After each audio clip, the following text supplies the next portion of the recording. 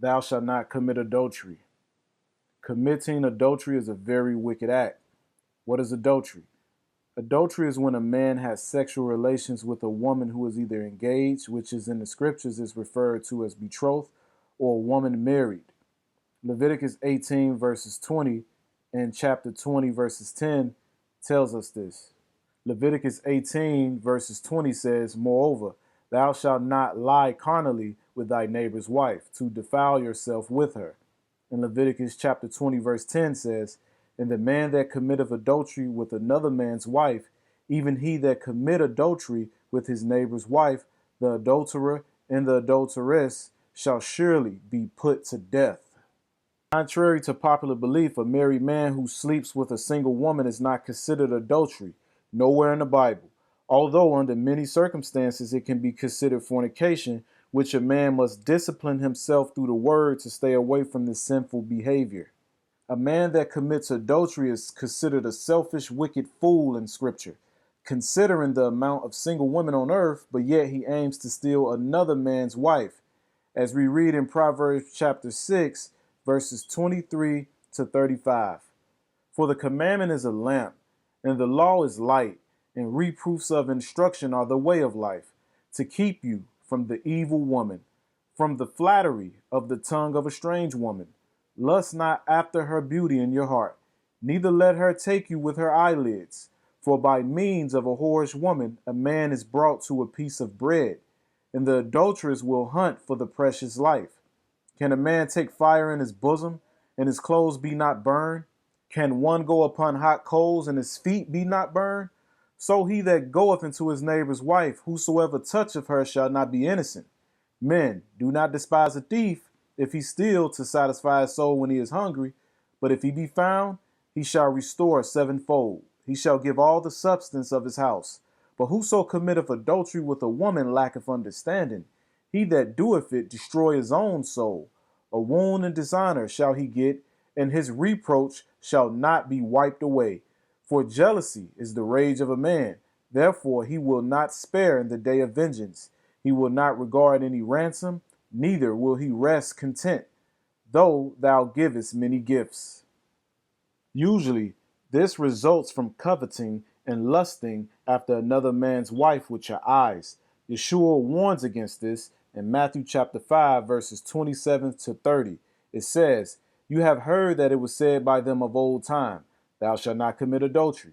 But I say unto you, that whosoever look on a woman to lust after her hath committed adultery with her in his heart.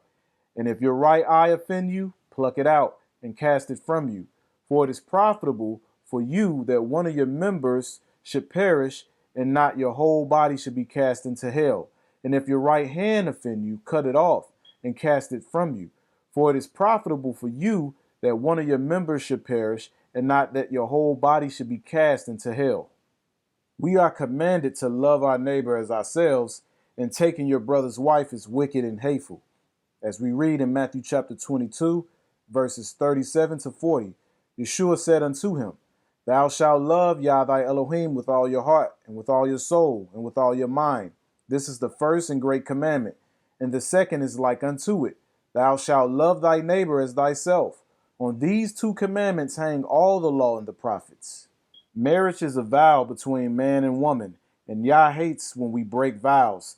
Just as Yah divorced Israel for breaking his covenant by worshiping and committing adultery with other gods, he cast us off like a man divorcing an unfaithful woman, as we read in Ezekiel chapter 16, verses 31 to 38.